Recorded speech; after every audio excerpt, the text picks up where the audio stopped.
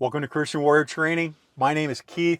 We got a lot of stuff to talk about today. We're going to talk about Hezbollah, Iran, the coming war, what you can do to prepare for yourself, what you can do to prepare for your church. We have a lot of people that aren't Christian that are following this channel. We love you. Keep following. Yes, it's church oriented, but we have something for everybody that is conscious about their safety and making themselves a better warrior. With that said, I have free training for church security. If you go to courses.christianwarriortraining.com, you can get training there. It's all free. There's no gimmick. It's no nothing. You'll get a certificate of training. I recommend you put all your church people through that. You can also sign up for the newsletter, christianwarriortraining.com. Sign up for the newsletter, get weekly tips and tricks. And then lastly, if you want to support me, I'm doing it for free, but if you want to help keep the lights on here, the best way to do that is to pay for that newsletter. It's $80 a year. Totally worth it in my opinion, but everything's free anyways. But if you can afford it, I appreciate it because it helps me keep the lights on and keep doing this training for free. All right, let's get into it. Let's talk about it real quick.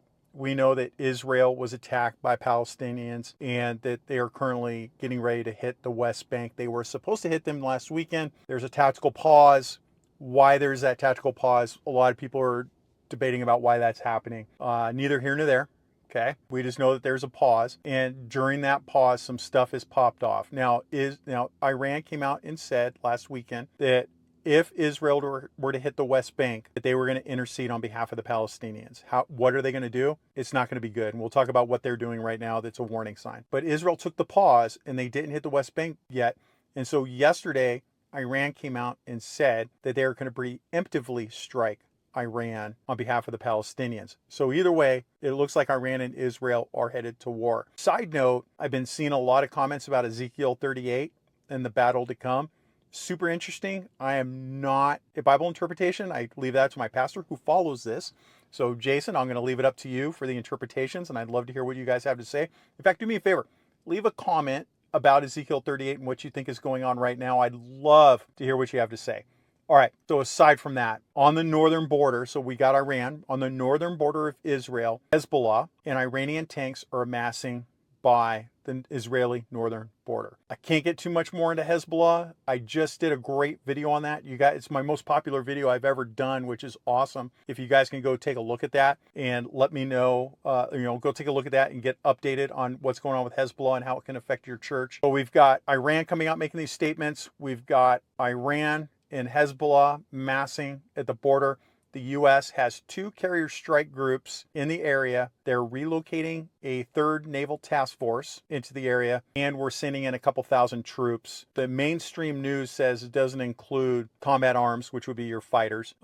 They're saying it's all combat support, but that's not true. We've seen the units that are going, and there are some infantry going. So now the U.S. is committing support, and then we have our Hezbollah sleeper cells, which I did the video on. Some notes about those Hezbollah sleeper cells. After I did that video, I got a contact from Joint Terrorism Task Force from a person working there who told me that was spot on, which I knew it was, but it was nice to hear that from somebody that is actually working there. So it was understanding that if America and Iran mixed it up, that those Hezbollah sleeper cells would be activated. When they activated, we know that they're going to be active shooter oriented, and those active shooter incidents would more than likely include churches, which would be your church. And if you think your church can't be one of them, you've got another thing coming. If, like, as an example, I'm in Cody, Wyoming right now, and Cody, Wyoming, a town of 10,000. I've talked to some people here from Christian churches, and they're like, oh, we're in Cody, we're safe. You're safe until you're not.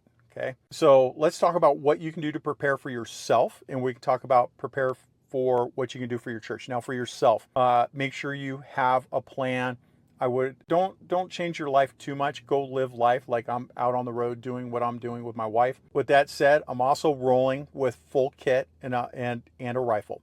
Now, for those of you that are wondering what I'm carrying, I've done my travel carry video that you can go back and look at, but I'm going to do another one that I'm going to talk about what I carry in my kit specifically. So that way, if you want some tips and stuff, we'll do something for that. And then you should have a plan to get home if things just go to total chaos, that you have a route that you can get home right away. I'm not going to avoid certain things because I'm just not going to let it run my life. So go live your life. Just have a plan to take care of business if you need to. And most importantly, make sure you're carrying every day, everywhere, including when you're in your car. Don't take it off and then just set it off to the side. Make sure you have it on you, because if something pops off, you don't want to have to go grab it. You want it on you. Now, for your church, what can you be doing right now? Look, no church is perfect. My church has things that I wish that they did better, and I know they're all watching right now, so everybody's got stuff to work on. That includes us and myself, okay? Nobody's perfect. There is one perfect man, but we killed him. For your church, have an armed security team, but more than just have an armed security team, they have to be trained, because if you think that you are just going to magically start engaging the enemy and come out perfect, you got another thing coming. It takes practice to do that. Make sure that all your unused doors and windows are locked. My church does not do that. With that said, okay, there was just an incident in a Jewish synagogue a couple weeks ago where the shooter came up, couldn't get in the door, was trying to get through, was armed with a long gun, was trying to get in, couldn't, gave up, left, got stopped by the police and got in a shootout and was killed by the police. Good on that synagogue for keeping the doors locked. It kept him from coming in and killing people inside. It was a school as well. So all your unused doors and windows need to be locked. You need to make sure you have video surveillance. I'm going to do a video on the best video surveillance for churches and how to set that up and everything. But super important, I have a class on identifying threats as they enter the church, and has to do with iconology. Like if you can see that, like right now I'm wearing a law enforcement torch run shirt. So when you see me walking into the hotel or into your church and I'm wearing this law enforcement shirt and I am who I am, I look like a cop, you're going to go, oh, he's probably a good guy, I'm not going to worry about him. Versus in that Hezbollah video, I talked about how some Mexican cartel and Mexican gang members now have Farsi tattoos when they go to prison because they're hanging out with Hezbollah while they're doing stuff. So it's a great video that tells you how to interpret those things so you can identify danger before it happens. If you go to courses.christianwarriortraining.com, you'll see some great courses that you can take. You can get a certificate of training. I'm going to keep adding classes to that. So sign up for the newsletter at christianwarriortraining.com to see when new training comes up. You'll be good to go. All right. So you want to make sure that you take our training on surveillance, use of force. I've got my video up on church security, firearms qualification. That's going to tell you a great qualification course to make sure your skills are up to date. Some other important things that you can do is make sure you keep your faith and you keep praying that this will blow over. But ultimately, we know what's going to happen because it's written in scripture, so we know what's going to happen ultimately.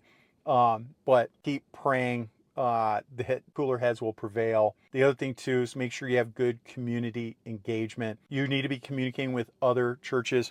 Our church has now just set up a Signal group where if you're in the Boise area, try and find out how to get into the Signal group where we all communicate on Signal about current threats. And it's not the place to talk about conspiracy, politics, anything like that. It's just a place to go to say, this is what our church is doing, and kind of like a mutual aid setup for churches as well. So when you leave here, I have tons of resources for you. Go to christianwarriortraining.com. You can go look at all my past newsletters. If you like what I'm doing, the best way to support this, because all this training is for free for Christian churches. The way to support me is if you can afford it to do the paid newsletter. It's like $80 a year or something like that. And that helps keep the lights on so we can keep doing all these videos and training and everything else. All right, that's all I've got for now. You need to remember your ABCs. Always be carrying.